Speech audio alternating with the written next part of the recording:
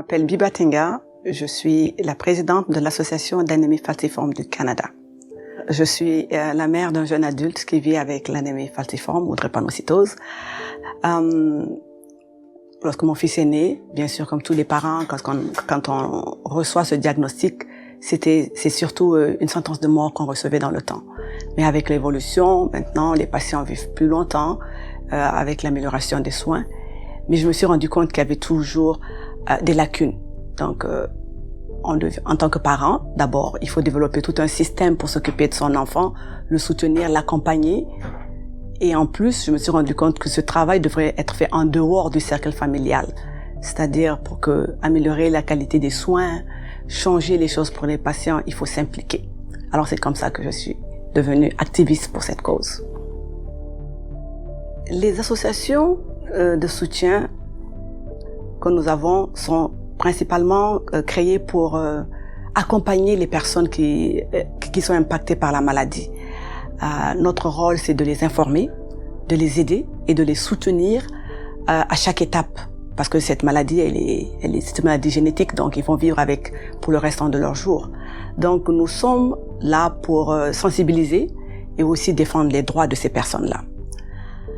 Alors c'est notre rôle principal. Mais là, on a un nouveau rôle qui s'est créé avec le concept de l'expert, du patient expert. Ce qu'on veut dire par là, c'est que de plus en plus, il y a un activisme scientifique, je dirais, et thérapeutique qui s'est développé. C'est un rôle que les patients peuvent jouer, aussi les parents, parce que notre objectif, c'est de contribuer à la recherche en partageant notre expertise qui vient de notre expérience personnelle avec cette maladie. Alors, donc c'est ça. Principalement, nous sommes là pour nous assurer que les personnes atteintes de la drépanocytose reçoivent les meilleurs soins possibles. Et pour que cela arrive, notre implication est essentielle, est importante. Alors voici le rôle que nous pouvons jouer en ce moment.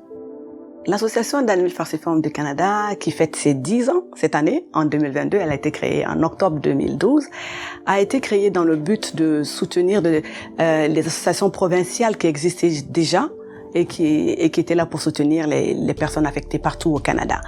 Donc notre rôle, bien sûr, comme je l'ai dit auparavant, c'est de soutenir les personnes affectées et leurs familles et de s'assurer qu'ils ont accès aux meilleurs soins possibles, mais surtout de pousser l'agenda de la recherche.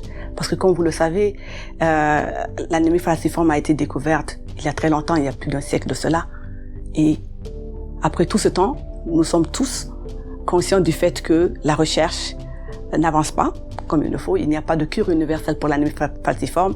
Et particulièrement au Canada, les personnes affectées, elles sont traitées avec des traitements de soutien, c'est-à-dire antibiotiques, vaccination, transfusion sanguine et une seule option, peut-être thérapeutique, qui serait l'hydréa.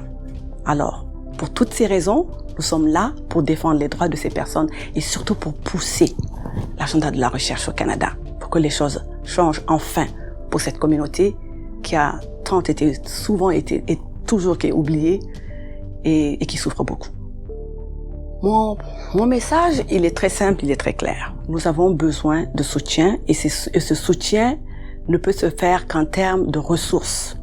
Nous avons besoin que des ressources soient allouées aux soins. D'abord, en clinique, nous avons besoin de centres de soins partout dans le pays.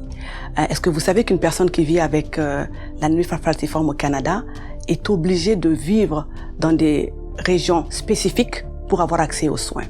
Ce n'est pas normal. On devrait être capable d'aller vivre partout où on le souhaite au Canada et de ne pas avoir le stress, de ne pas avoir accès aux soins adéquats. Une autre chose, c'est que on a besoin que la recherche soit financée au Canada. Parce que pour que de nouveaux médicaments, pour qu'ils puissent avoir des essais cliniques, pour qu'ils puissent avoir